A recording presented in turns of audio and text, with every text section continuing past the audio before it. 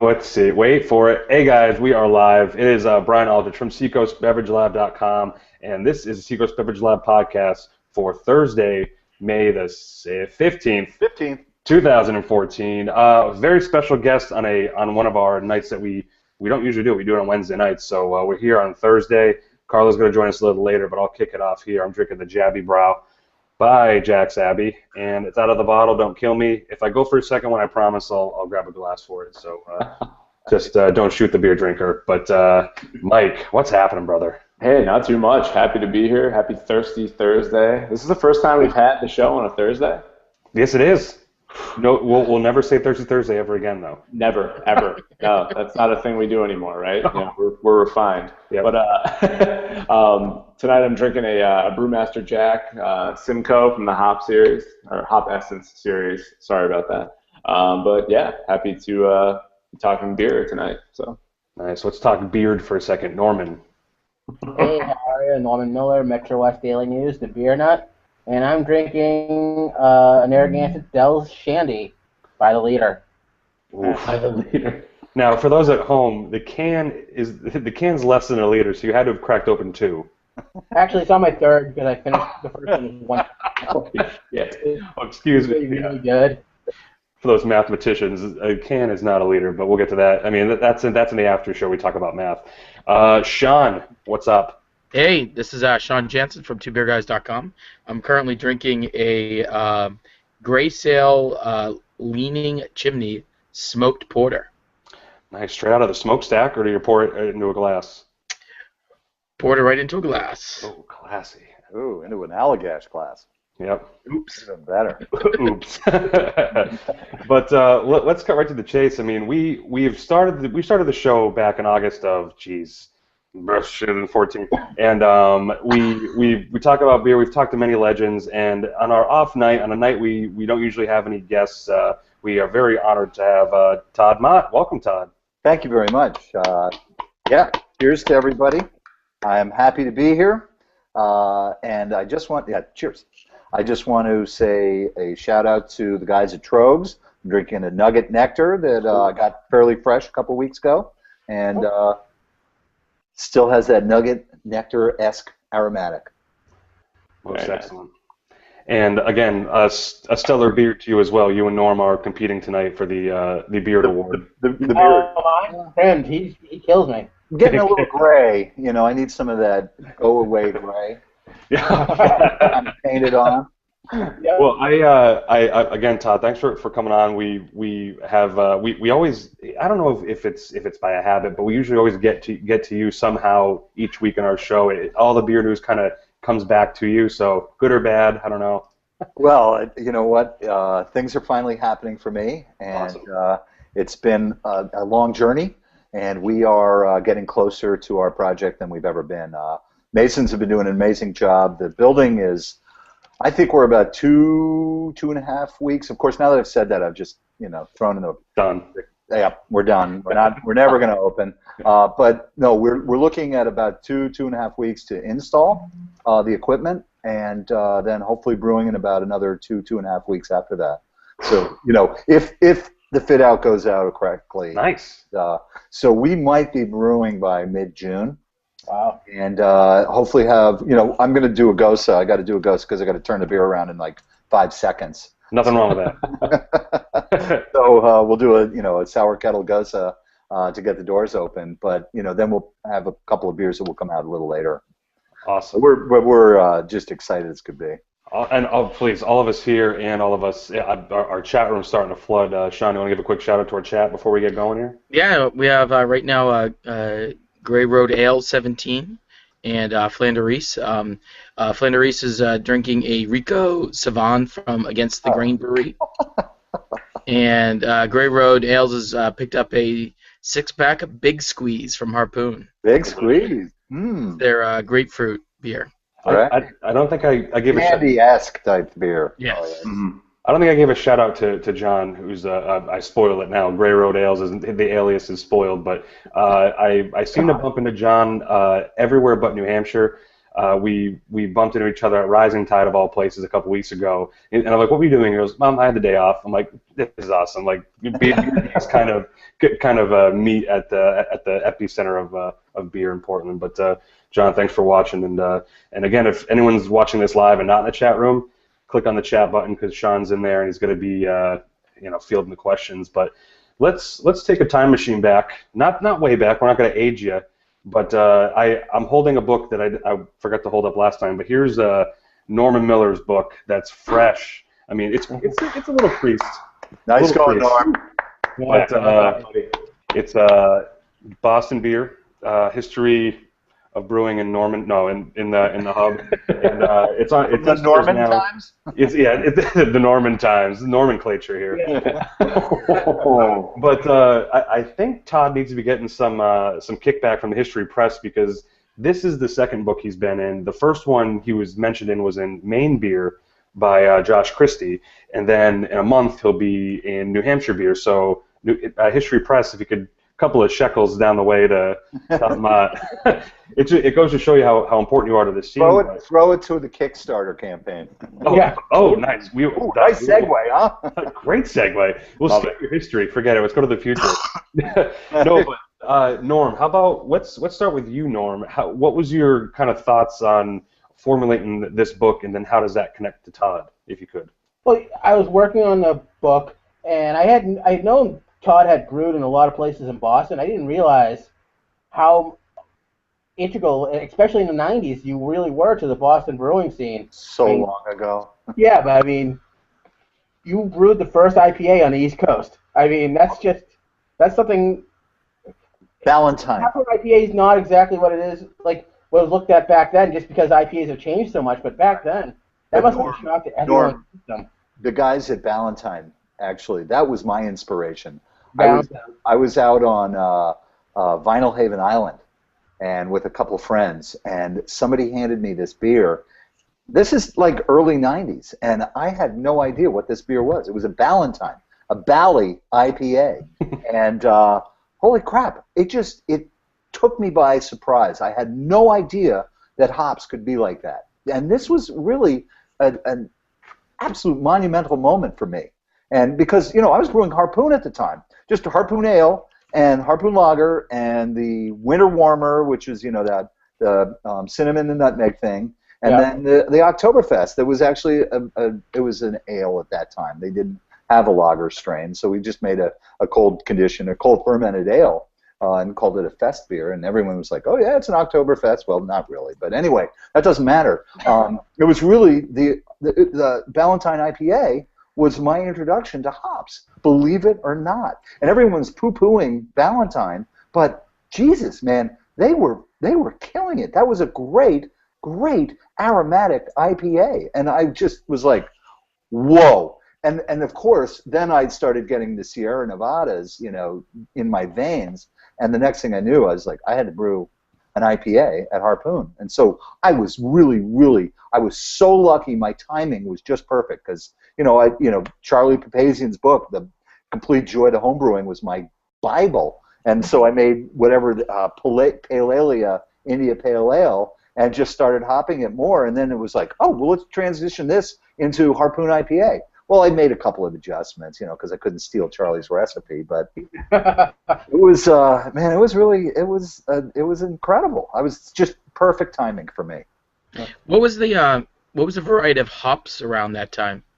Believe it or not, was Cluster, Cascade, and oh God, there was one more in there, Hooligan maybe.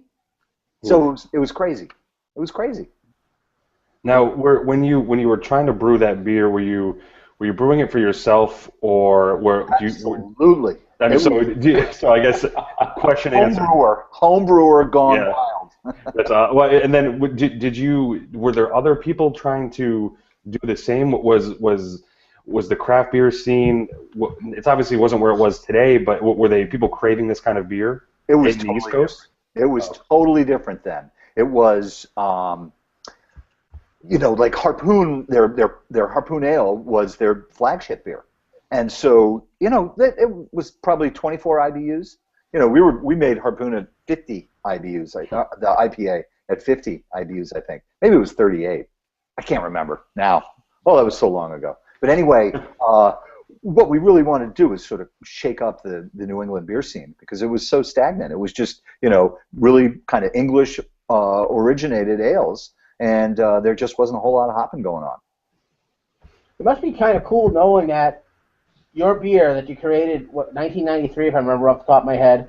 92. 1992 is still the most popular beer by one of the largest craft breweries in the country. It's pretty remarkable. One other thing, Like I said, I'm the luckiest guy in the world. the other thing I wanted to ask you about is about your time at doing brewing at Commonwealth and Back Bay, because every single person I ever talked to, ever went there, always talks so sadly that it's gone. And you guys are just so far ahead of your time, at least from what everyone understands. Was before I started drinking. Can you talk a little about the beers you were doing back then? Well, again, we were just in the right place at the right time. Boylston Street was in a transition. It was going from kind of dilapidated to coming upscale. And we got in there. The guy that owned Commonwealth Brewing Company, Joe Quattrochi, fortunately had a little bit of a vision and had a really great team around him. And Ed Doyle, who was the chef, and I just hit it off immediately. When we met each other, he was just totally into the beer, and I was totally into the food.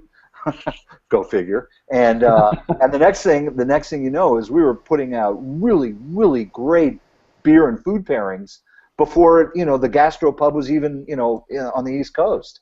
And I think that we were just a little too ahead of our time, and that people really didn't appreciate what we were doing. I had an organic malt from Canada called By Originals. It was a Pilsner organic malt.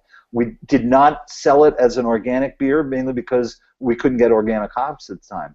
But we were making a beautiful pills. I mean, the Czech-style pills did a stepped infusion. It was crazy. It was so good. And then we had a Boylston bitter, which was an English-style, bitter. And we were serving it at, I think, 55 degrees off a beer engine. It was nuts. We were just way too ahead of our time. And it's unfortunate, but maybe people will catch up. That's fingers crossed. Then you went to How was the general wild quality and beer? Oh, I missed that. You went to the Quincy Ships after the tap. That sank. That's a nice one.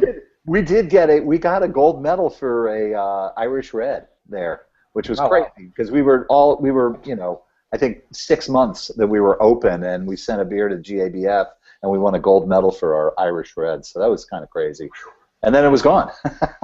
and then I installed John Fahamian's brewery up at the Tap, and started a new tradition of brewers through the pooper faster than anyone could spit them out. I mean, I was there, Paquette was there, Stephen Bernard was there, Mike Labby was there, John Curtis is now there. There was a whole lot of brewers going through that place. John Curtis just left.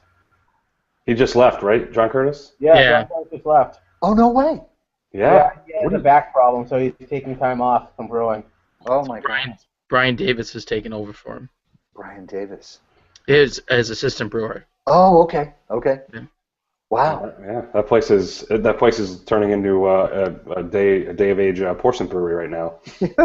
Wow, Portsmouth Brewery just blew through 3 brewers. Yeah. Oh, okay, we'll get to that later. But Sean, did you want to toss something in, or are we? Yeah, I was just curious if we have a lot of people who listen to this, either downloading it or watching it later. Can you just sort of tell them like the different breweries that you worked at until where you are now? Me? Yes. What breweries I've been? Well, so I started at Harpoon. I did my internship at Catamount up in White River Junction, and then Catamount actually grew a little bit and moved to the Windsor plant, which is what Harpoon ended up buying. So that was my internship at Catamount. Then I did Harpoon for 2 years. I did Commonwealth. Harpoon for 3 years. Commonwealth 2 years. Back Bay Brewing Company 5 years. Quincy Ships about a year. Tap 6 or 8 months. Portsmouth Brewery most recently for 8.5 years. And then I've been pounding the pavement for the past year and a half. Man, that's a lot of years right there of honest to God, like solid beers coming through in and out, but a lot of travel too. A little bit of travel. Yeah. A little bit of travel. I'm 12 miles away from the brewery. Nice. Yeah. And in an up and coming town, like the town that couldn't keep growing faster. It seems like something new's there every month. It's on fire now. It's great. so cool. We've got so much great stuff going on, and I cannot wait to be part of it. And I've just been getting little bits and pieces here and there, and now as soon as we open, we're part of it. And it's just such a great community, and we are so stoked. It's going to be so awesome to be brewing again. Well, I've been able to brew with some other people. So I got to Rising Tide. I got to Infinity. Who else have I brewed with? The boys at Earth Eagle as well. Yes. And, we had some fun there. So fortunately, I've been able to keep my hands a little bit in the. Definitely. Well, hey, let me just give a quick hello and a big congratulations. So she puts her ring up in front of the camera. Congratulations to Carla, Mrs. Carla, I presume. She's live now from the Lion's Pride and Ebenezer's Brewery. Awesome. Yeah. Hey guys, so I'm drinking the the Hoppy Bogart here from Lively Brewing. There's a lot of background noise behind me, so I'm going to keep myself muted for most of this until I answer a question. But thanks, and my future last name is going to be Lauder, like a Lauderton. So like a Lauderton. Yeah. Nice. Awesome. And I just wanted to say to Todd, I have been accidentally running into your collaborations all over Portland, so you definitely haven't been idle in the time that you've been doing the paperwork. Try not to. Yeah, and this is probably Carla's best on-site because the last one was Dunkin' Donuts and they were trying to kick her out. So I don't think this place is Free going to. Wi-Fi. If you just hold them up. Oh, the charity. Mike. Oh. Get back to work, Mike. Make more beer. Muted. Muted, Oh. maybe? I think we're just fishing a fishbowl right now, so we can keep Yeah, going. we're just like, hey! There he is. Hello, Now you're Todd! talking. Did you get the check? Hey, guys! Hey. Surprise! What a great surprise. I had no idea. It's more my circumstance. I was on my way home and late, so I was like, where has Wi-Fi and beer? No, I'm like, Perfect. heaven's sakes, you're supposed to be on your honeymoon. Not yet. This is it. Hanging out with Michael. Oh, it's great. Nice to see you guys. Very How's things- spontaneous. How's things going there, Mike? Real quick. Very good, very good. We've brewed 11 batches so far. I just took off the second beer, so we've already gone through 2 batches of beer, done and gone. Got some new things moving in. Actually, my version of Katahdin Red is going on. Let's see, that's going to be on Tuesday, I guess. So I'm preparing to kind of get that moved over there. It's the 20th anniversary of the brewing of Katahdin Red, Wow. and I've got it in the fermentation right now. Good for you. 20th. Things are going great here. You're almost as old as I am. I know, almost. Almost. Sweet. Oh, it's great. No, it's going great up here. Awesome. Awesome. Well, hey, we'll let you get back to the brew house because we're running a Somebody's show gotta here. make Get beer. back in there, brew beer. We're going to come up I don't soon. want to interrupt Todd's moment in the spotlight, you know. Oh, please. He's had plenty of years for that. Well, we will come up there soon enough. That's great. Yeah, we got to get you guys up here to try all these beers. So, Okay. but no, great, very spontaneous. Great to see everyone. Cheers, Todd. Talk Michael? Yeah, we will. We'll be talking very soon. Kick Pro. Same thing happened last time when Carla brought the owner of Dunkin' Donuts over to talk. It was weird. No. So where were we? So we just left off. You were talking about, I think it was Catamount. Do you want to? So what sort of went on at Catamount? If you can kind of give a summary. I was literally an apprentice, and so Okay. I was scrubbing tiles with a toothbrush and cleaning keg spears and pulling the spears, and man, there was no glory whatsoever. It was just learning. And actually, my mentor, Tony Lubold, who is at Seven Barrel now, was just so catamount in training, and making me aware that beer it's just a process, but cleanliness is next to godliness, and that's all that they preach there. Was microbial infestations will ruin a brewery in no time, and so you just were very, very cautious about what you were doing. And so I learned at an early state that you don't drop a hose, you don't let the hose hang on the ground, you don't get anything near the ground, because the ground is just, man, it's a bacteria infested battlefield. And so we were very cautious about what we did, and it just stayed in me. I think in my entire brewing career, I've probably thrown out maybe less than 10 batches of beer, and it's just because I was, that instilled in me that you keep things clean, and that's half the battle. The other quality control, but. Well, yeah, and I guess I don't think we asked it to begin with, but Norm was sending me text messages from the little homebrew contest you guys were judging. Yeah. And he was mentioning it, and I think all of us have bear witness to it. Your kind of immaculate palate, and the way that like your senses are all working. Did that come as you were brewing, or did you learn? You know what? My father, believe it or not, was kind of a wine aficionado. And so he would just bring home wines, and I was drinking wine at a very young age. And he was a firm believer that, you learn to respect the alcohol before you abuse the alcohol. And so we were allowed to have a glass of wine with our Sunday meal. And it was really cool because, I got this affinity for this beautiful Bordeaux from Chateau Talbot.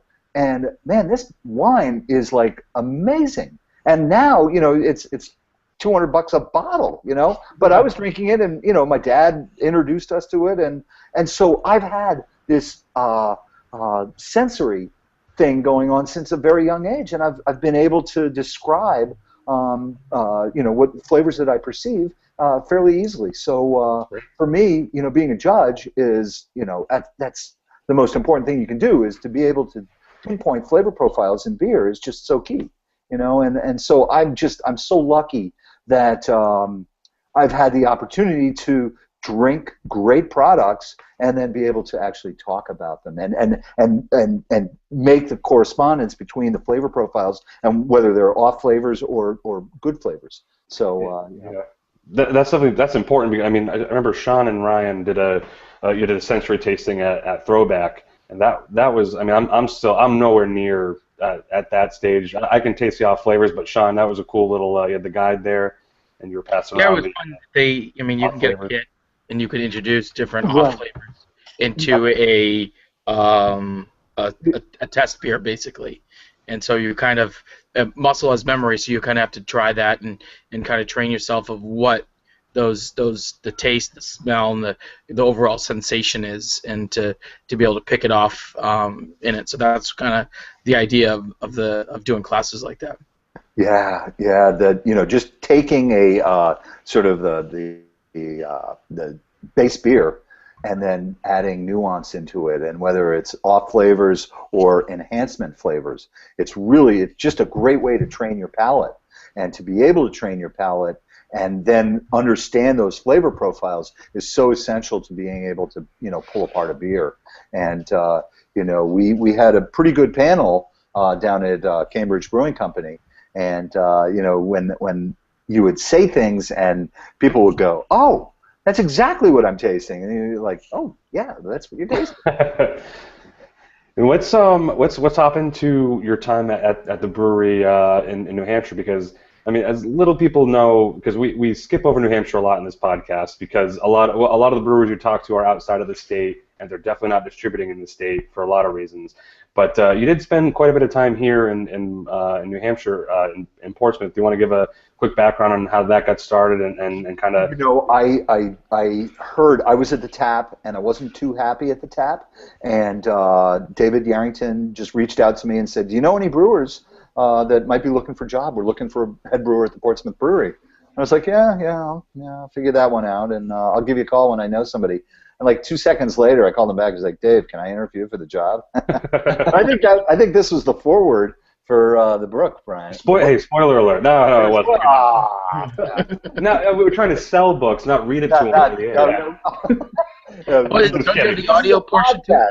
Right. If you could just read it, hold on. Yeah, go ahead. Sorry, go ahead. And so in any event, I interviewed, and I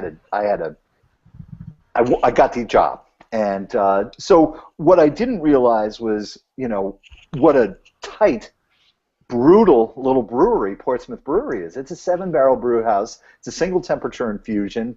I was coming from the tap, which was this beautiful century mash kettle with a lauter tun and a whirlpool and a hot liquor tank, and it was like so awesome.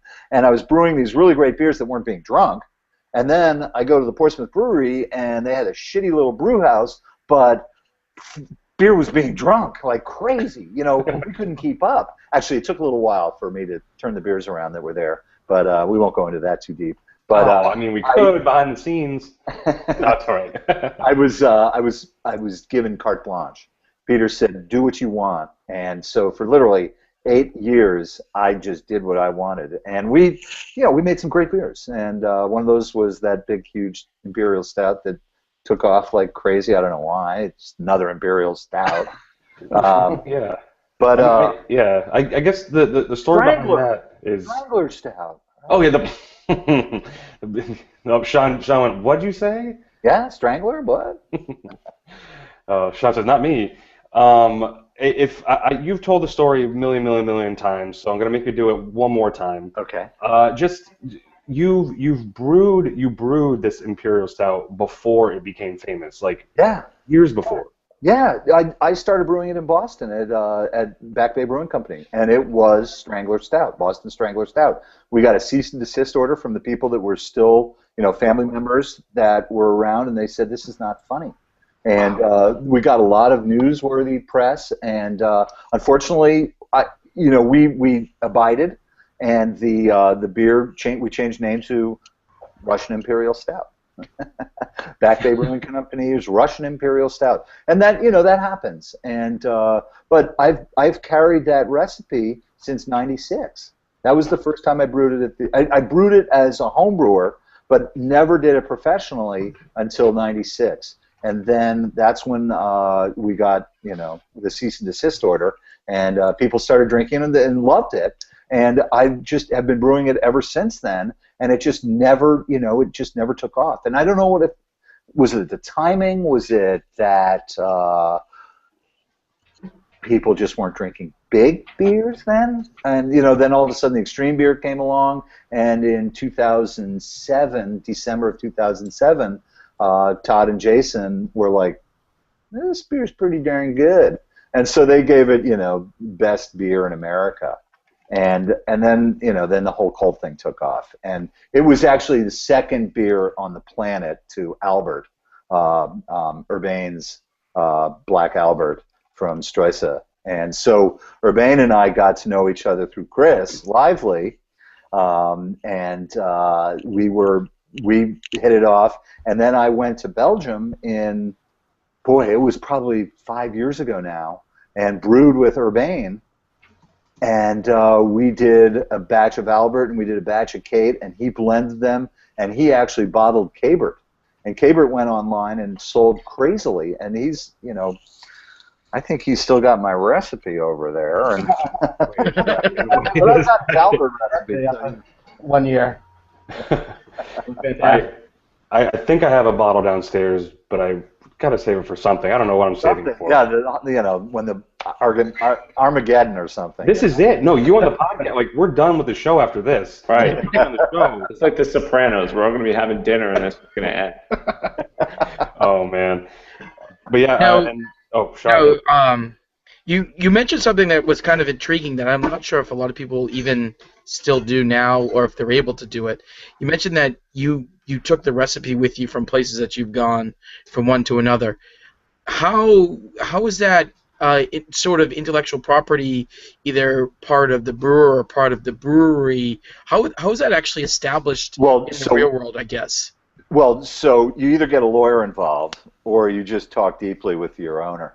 And as it turned out, Back Bay Brewing Company was closing.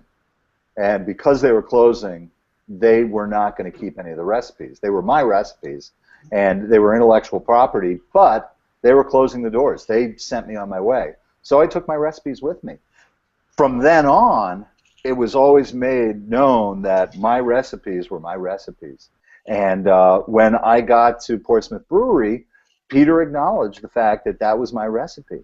And so the fact that Peter and Joanne marketed and did a really amazing job marketing Kate the Great, he knew that that was my beer that I had brought with me. And so he was absolutely amenable to me taking the recipe, the name's another thing.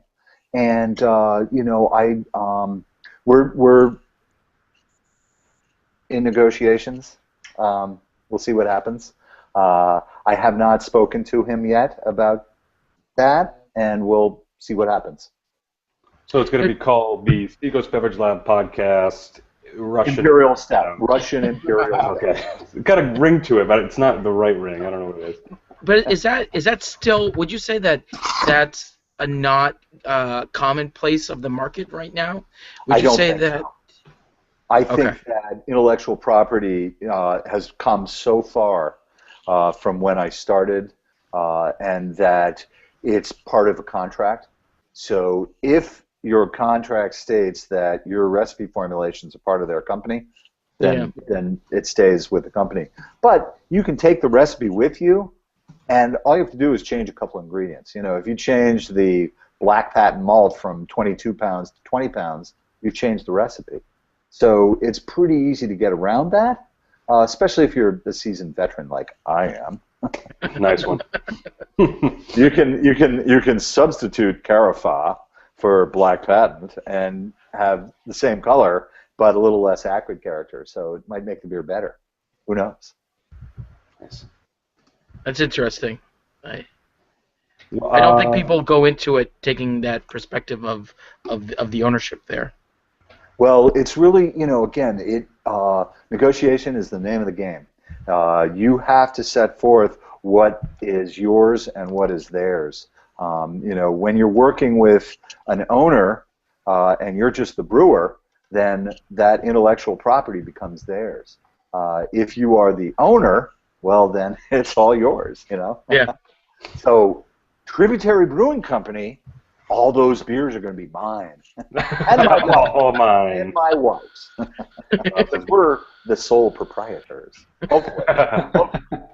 It's interesting because we've talked on nights we don't have guests. We talk about beer news, and not so much recently, but in the past couple months, there's been a lot of lawsuits based on the branding and the logos of breweries. But we haven't really get to the recipe part, and that's a good question, Sean. You've been saving that one for the right moment. But you know what's really interesting is that the whole branding is so, man, it is just such a, you know, it's all legal now, and everybody has to protect themselves, and every brand has to protect themselves, and there are so many breweries, and there are so many beer names now that, you know, you can't even come up with an original name.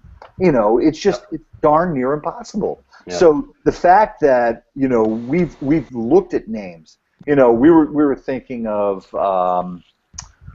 oh God, now I can't even remember, but we were thinking of a name for the Imperial Stout that we were going to do, and it had already been taken. And we thought we're brainiacs, yeah, we got this one. And then we went online, and of course the name's already taken. So, you know, trying to name a beer is really hard these days. So you got to come up with either really stupid names, like Butt Scratcher, but you can't get that passed because, you know, the Tax and Trade Bureau won't let you call a beer Butt Scratcher. But who would want to call a beer Butt Scratcher anyway, right? I don't know. I think you should go for it. I mean, Okay, that's mine, guys. Okay. We've had a lot of that here. Dibs on that name right there. Todd, if you don't mind, we had a question for the chat room from Sure. Steve. He was wondering if your homebrew version of Kate the Great was as good as the commercially brewed version that you created. No. Close.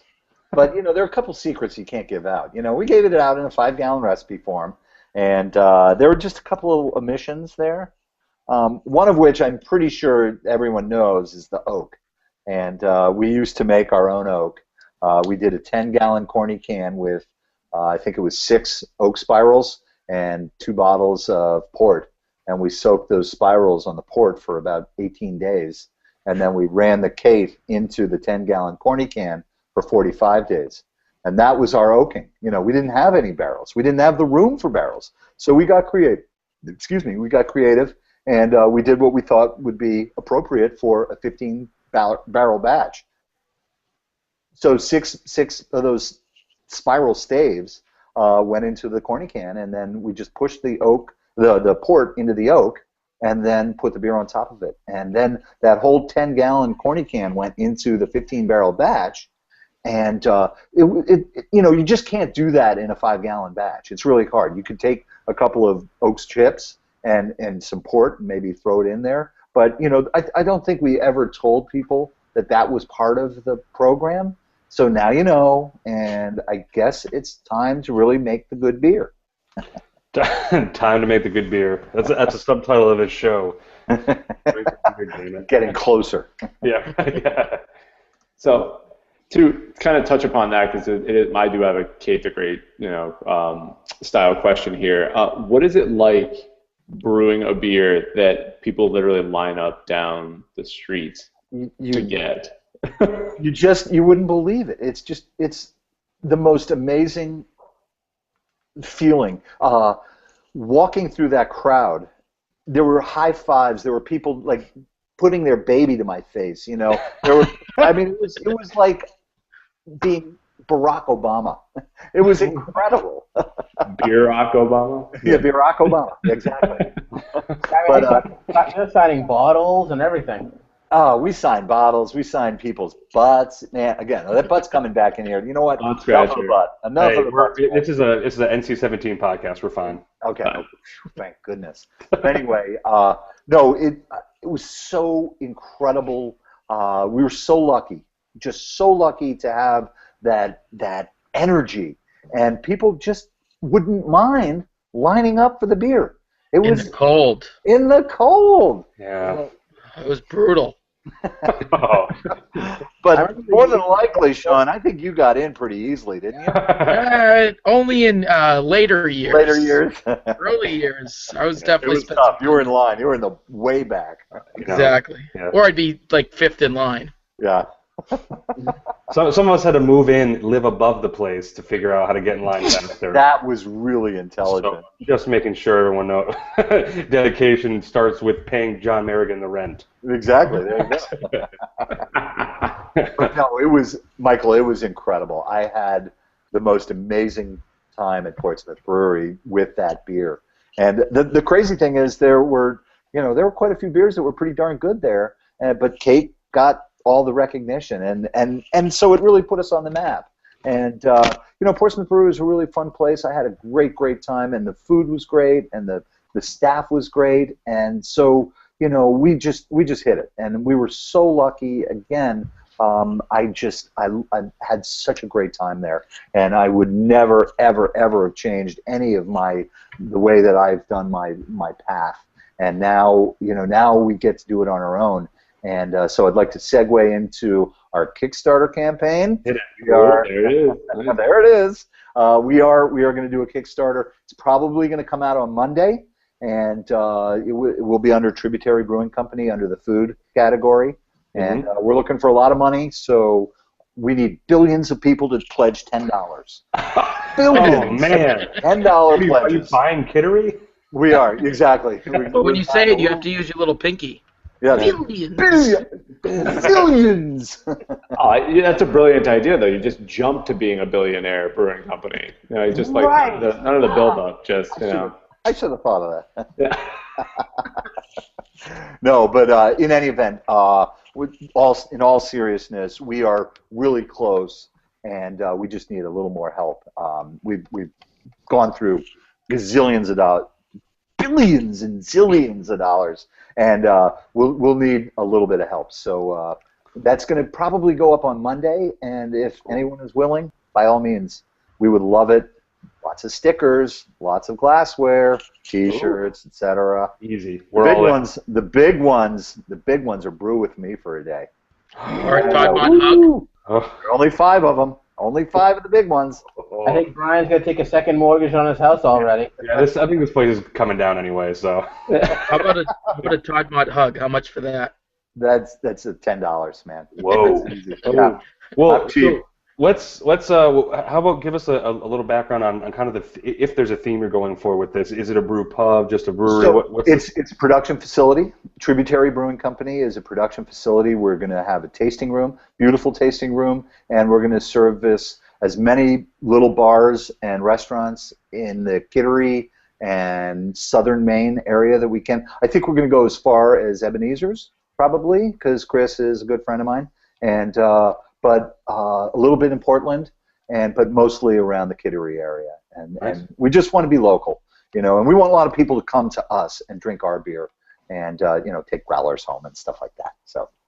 And that's kind of what we've been preaching here is sure, and I don't really yell a lot about a lot of the beers that can't make it into New Hampshire, but I'm a big proponent of going to a brewery. I mean, Mike and we went up to, and Sean was just there, went up to Schilling and Lincoln, and that's the only place you can get that beer is up in Littleton, and it's like that's the best part of the experience. And that is, I mean, that's what makes the trip so worthwhile is going to these little places. You can buy great beer all across the United States, but I think the local is the way it really is sort of coming back to is keeping the beer local, keeping people interested. So we're going to start with we hope 4 beers, but we're going to be changing them up all the time. I mean, the way that the industry is now, flagship brands are great to have, and we'll probably have 1 or 2 that we'll keep on. But for the most part,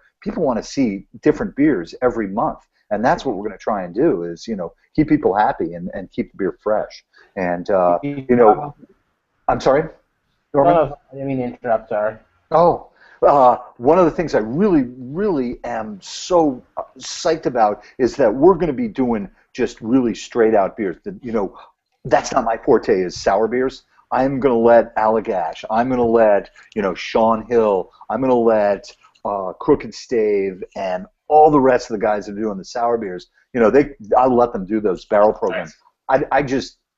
I'm a traditional brewer, and what I'm going to do is I'm going to kill my beer styles, and I've got so many years of experience that I am really going to pinpoint on really good flavor perceptors, and so our pale ale just going to be killer. It's going to be so sessionable. It's not going to be an IPA. It's not going to be like a Dale's Pale Ale that's a 6% pale ale. It's like no, it's going to be 4%, and it's going to be like we did Whippersnapper at Portsmouth, and it was like this just dank, wonderful, easy drinking, light IPA. I mean, everyone loves IPAs, right? Isn't that what's happening now? But and it took 20 freaking years for this to happen.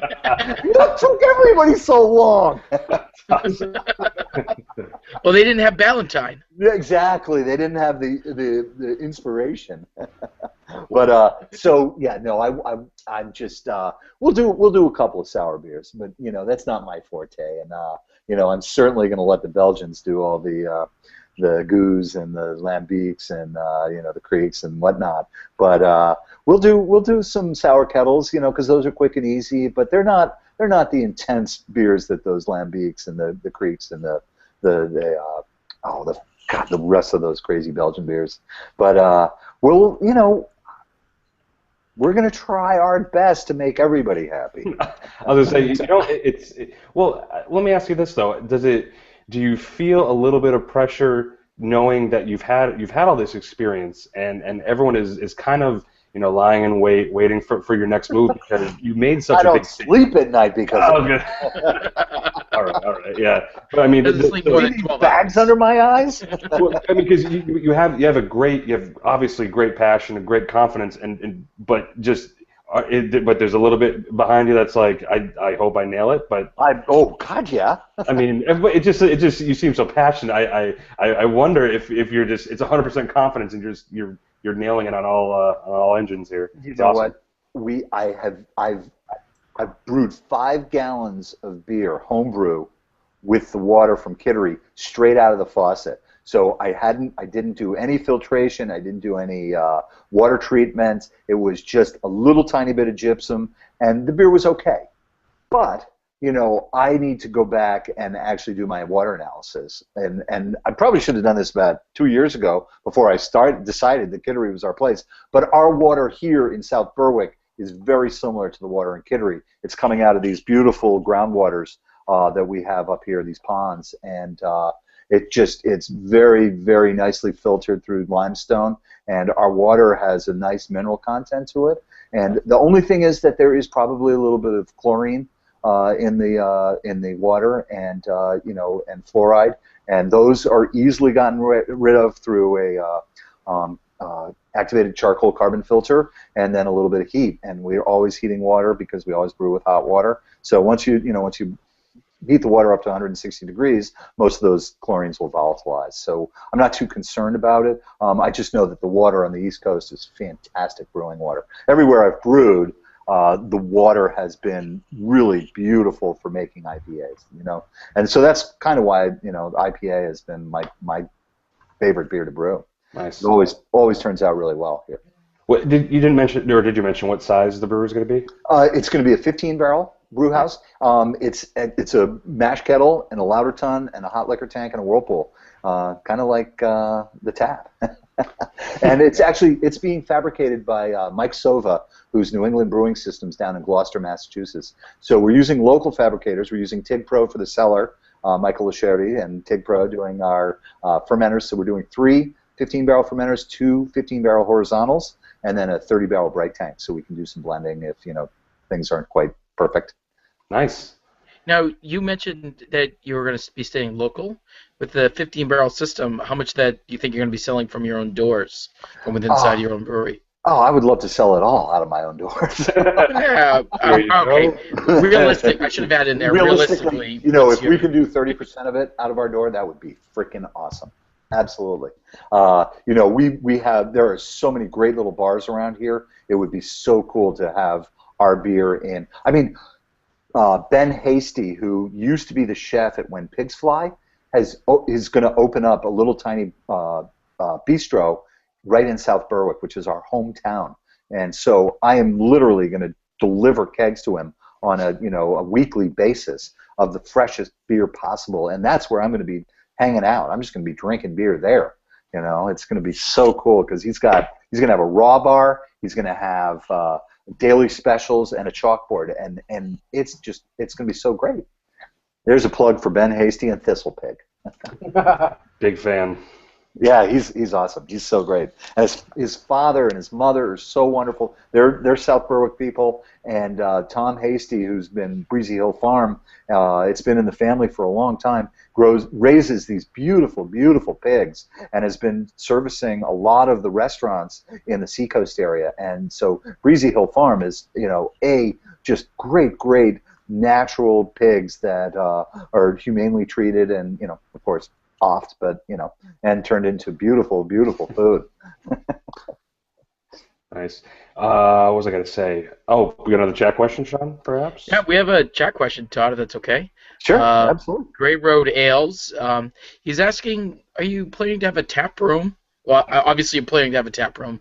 And do you kind of have an idea of how often you think it would be open?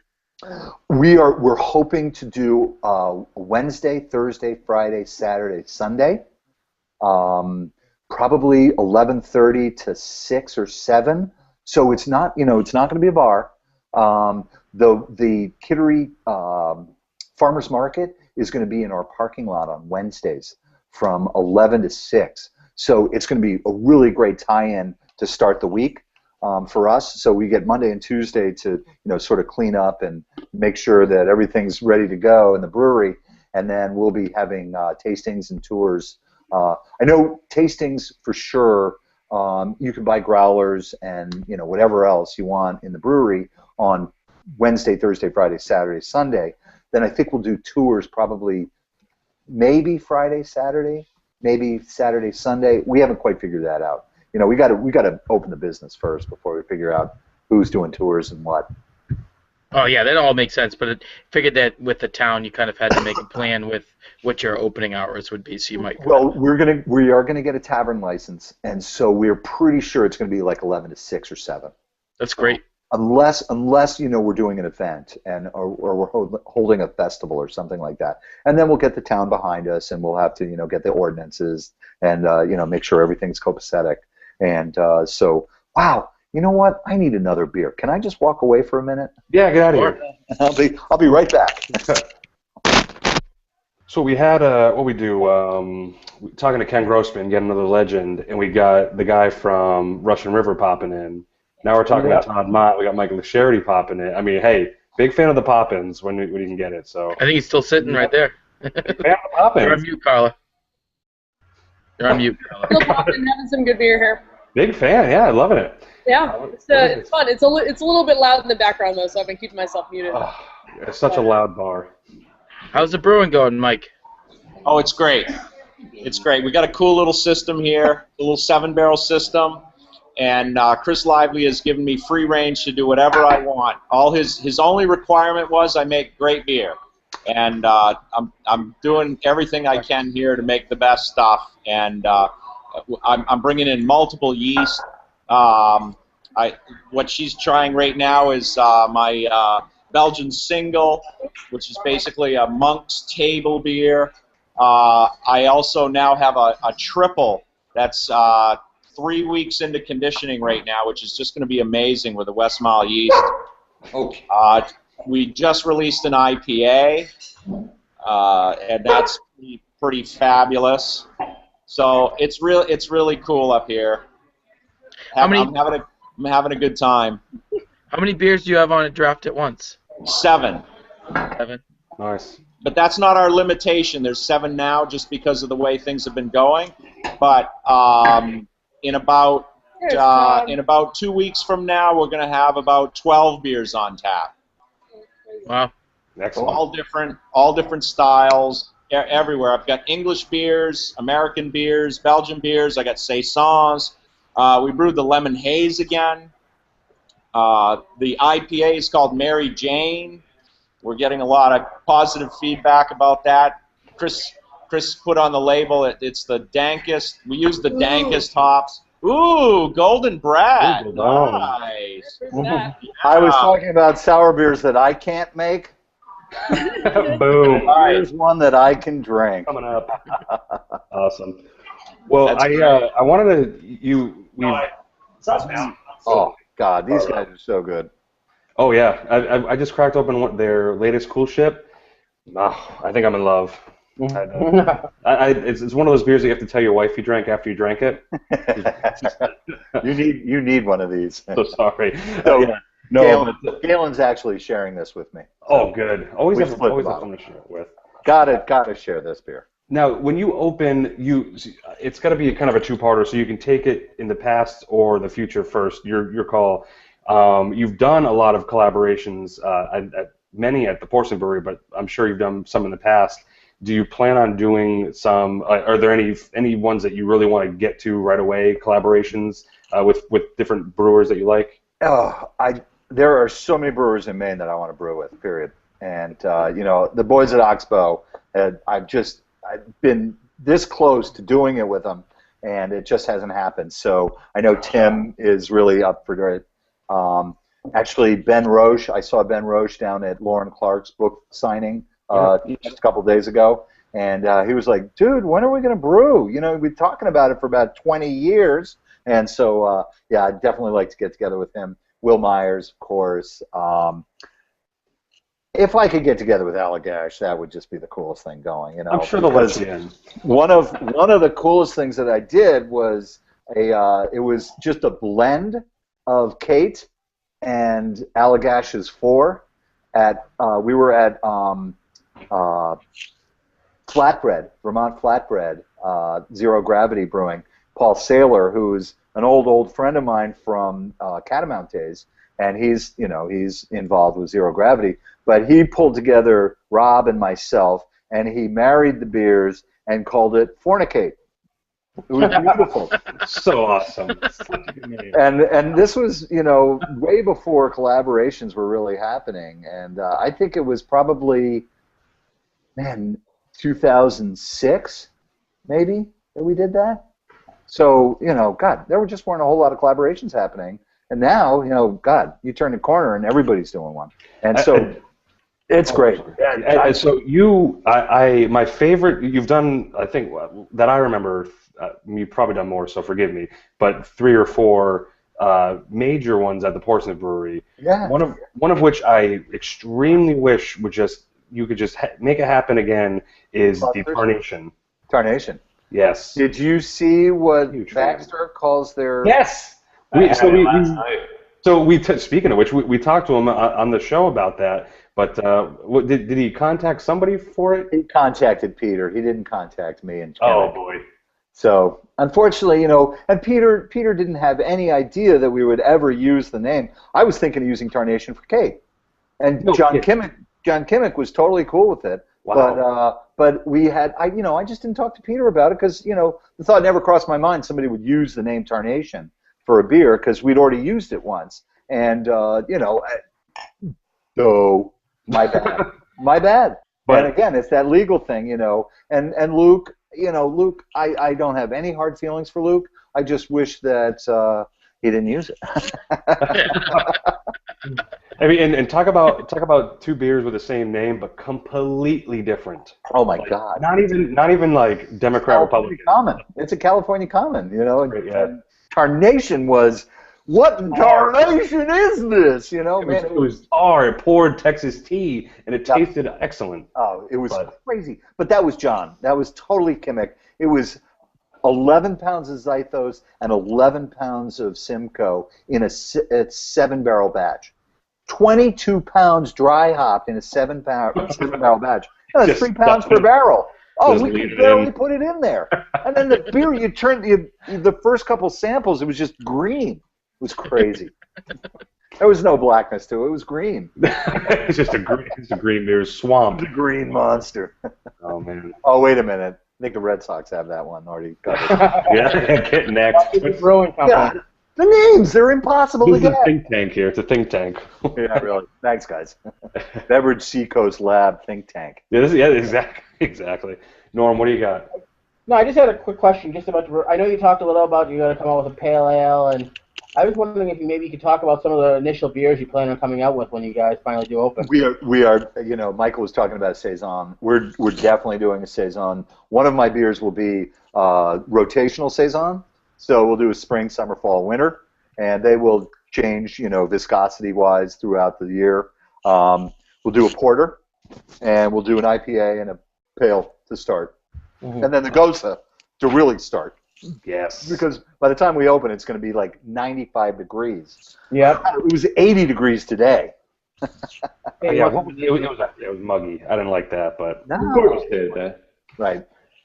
So yeah, we're going to start there, and then we'll see how the beers are received, and one of the things I really want to do is just one-offs, 15-barrel batches, 30 kegs of beer, boom, done. Move on to the next one, and we'll release them probably. I'd like to see probably a 3-week window of production on those. So depending on the style, will dictate how long they're in production. But once a month, I'd love to put out a new beer. It's the way that the crafty industry is right now. You cannot sit on your laurels. You got to be making new beers, and to have a flagship, I think, is really important. And I think I would really love, a lot of brewers talk about sessionable beers, and just being able to sit in the brewery and have 2 or 3 beers without really bogging down. That's where the pale ale is really going to come in, and that's got to have that beer. And then there'll be, time for big beers and strong beers, and those will age and hopefully do a little bit of aging in some wood, but certainly not sour wood. And we've got a little more research to do on where we can get our wood, and hopefully some of that port wood from Portugal. I mean, doesn't the boat come with the sand anyway? So you can just. I think so, exactly. Have put a little bit on the end, get it from Memorial Bridge. Really. Did you mention if you're doing bottles or growlers? We are doing growlers. We've got a counter pressure growler filler, so we'll be doing growlers correctly. We'll be doing 32s and 64s. So if you're just a single person, a couple of 32s would last a day or two, depending on your consumption rates. If you've got a partner that loves to drink beer, then obviously a 64 would do the job, and a couple of them might just take you through the night. Nice. Do we have any final? I know you just cracked a beer, Todd, but I mean I don't want to take all of your time. I am. I'm ready to go away. All right, all right, good, perfect. Yeah, you've run the course here. But usually how I like to end the show is with a warm podcast hug in the version of a question that Sean's about to ask. Okay, shoot. So, Todd, with your experience and your years in the business, you're sort of a brewing elder at this point, and a lot of people look to you as being a mentor. I'm sure not only with the project that you're working on now, but even in previous days, people have come up to you and said, hey, I like beer, I've homebrewed a couple batches before, and I want to start a brewery. And you so you must have heard that before so far. A couple of times, Sean. Yeah. Or, here's my bottles, will you try them?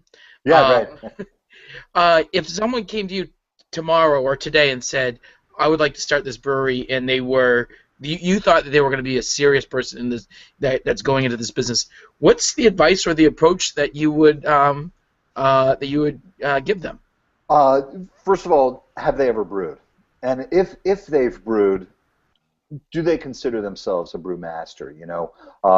There is a lot of great homebrew being made, but to be able to brew professionally takes a huge step. It takes just a tremendous amount of integrity. You've got to know business. You've got to know production. You've got to know marketing. It's an amazing endeavor. First and foremost, you got to ask yourself, am I that brewer? Do I wear all those hats? Can I pull this off? That's your first question. Then your second question is, if I'm not a brewer, if I'm a businessman, who do I get to brew for me? Well, you go to Davis, or you go to Corvallis, or you go to one of the brewing schools, Weinstefan, the American Brewers Guild. You find somebody that you can get along with. Then you start your pilgrimage into the mecca that is beer brewing. It's not easy, and it's a lot of work, man. I always say I'm no spring chicken, but I know what it takes, and it takes a lot of work, and it takes a lot of integrity, and you really have to research your market, and you've got to put your time in, and again, first and foremost, have a good brewing team. I think the marketing will come if you have a good product. You will be able to sustain. But if your product sucks, you're dead. You're totally. There's so many dedicated beer drinkers now. This is a different time.